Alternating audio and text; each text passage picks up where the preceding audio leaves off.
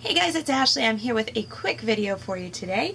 Last night I was online and I saw Elizabeth over at Elizabeth Book Babble post about the Read-O-Rama Read-A-thon that's happening starting tomorrow, and it sounded like fun, so I decided I was going to join now that my summer has officially started. Read-O-Rama is hosted by 4 booktubers: Elizabeth at Elizabeth Book Babble, Miranda at Books 101, Katie at Kit Kats Can Read, and Chloe at Brunette Bibliophile. I will link all of them down below. I will also link the official Read-O-Rama Twitter page. So the Read-O-Rama Read-A-thon starts tomorrow, June 28th, and it runs through July 4th.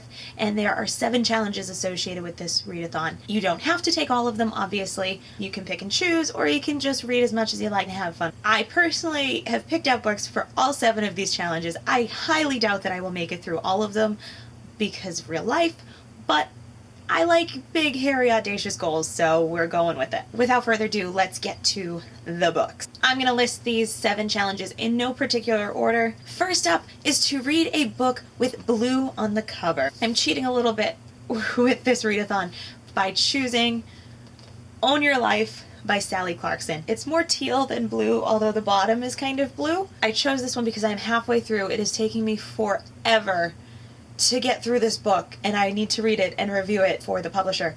So I'm going with this one. This is my blue cover. Next up on the list is to read a fantasy. I have chosen A Darker Shade of Magic by V.E. Schwab. I have heard all sorts of things going around about this book, and I got this from a friend who got it through one of those subscription boxes and decided it wasn't really her type of book, and she sent it to me. So thank you, Jessica, because I'm excited to read this. It doesn't sound like my usual type of book, but I'm trying to branch out a little bit and try different things this year and read different things that I might not usually read. All I really know is that the protagonist can go into different dimensions, and there are different versions of London. Things happen, and that's really all I know, is that there's 2 Londons. A lot of people have been raving about this book, so we're going to give it a shot. This next challenge was a little bit harder to figure out what you're going to do. It's not as defined as fantasy or has a blue cover or something like that, so it gave me a little pause. This one was to find a book with Rama in the title, R-A-M-A. You can go between the title or the author's name and just pick out and mix up the letters to spell out Rama, which leaves a lot of books open. I ended up going with The Strange Case of Dr. Jekyll and Mr. Hyde by Robert Louis Stevenson. This is one of those classics that I just haven't read, but it's been on my shelf for a while. I don't even remember when I picked this up. I think I got it at a yard sale or like a used bookstore, but it's one of those stories like everybody kind of knows it, but I've never actually read the book. Also, for the sake of doing a read-a-thon, it's really short. It looks really creepy and not my usual thing either, which is why I was surprised to find it on my shelf. But that's okay, it'll be fun. This challenge was a little bit easier to figure out than the Rama challenge, and that was to read a middle grade novel. So I have chosen George's Marvelous Medicine by Roald Dahl. I've never actually read any of his books, although I know a lot of his stories and I enjoy a lot of his stories. So recently I picked up a bunch of his novels at a used bookstore, and this will be the first one I jump into. Again, I chose this one out of all of them because it's pretty short, and it's got pictures too. There's pictures. Can you see the pictures? Pictures. Challenge number 5 is to reread a book you have read before. For this, I have chosen Paper Towns by John Green. I read this a couple years back and I do remember enjoying it, and because this movie comes out in July, I figured I should give it a reread, see if I am going to want to go see this movie. Which I think I do, because I remember enjoying this book. Challenge number 6 is to read an ebook or listen to an audiobook.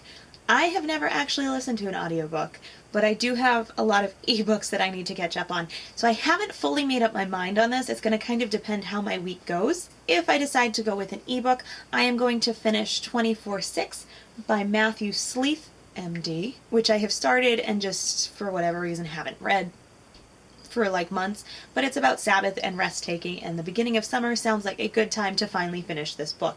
I'm also thinking of listening to an audiobook instead because I've never listened to an audiobook. So I downloaded Dubliners by James Joyce because I have fallen in love with Ireland, and the only Irish author that I have read was one James Joyce novel back like freshman year of college. I hated the class, and so I hated having to read the book. So I'm interested to read more of him and see what it's like. I do have a 2 hour drive the end of this week up to the mountains for a little bit of vacation. So if I am making the drive by myself, I'm going to listen to the audiobook.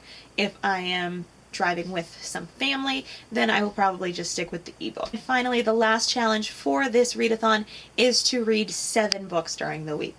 So to make this pile an even 7, I picked up Ellen DeGeneres' Seriously, I'm Kidding. I got this book from my secret sister in one of my online groups. I know a lot of friends really like it. My best friend said that this book was really funny, so I am excited to read it because it sounds like a good summer vacation read, and so this is probably the book that's going to come with me this weekend to the mountains. So those are the 7 books I am hoping to get through for this Read-O-Rama.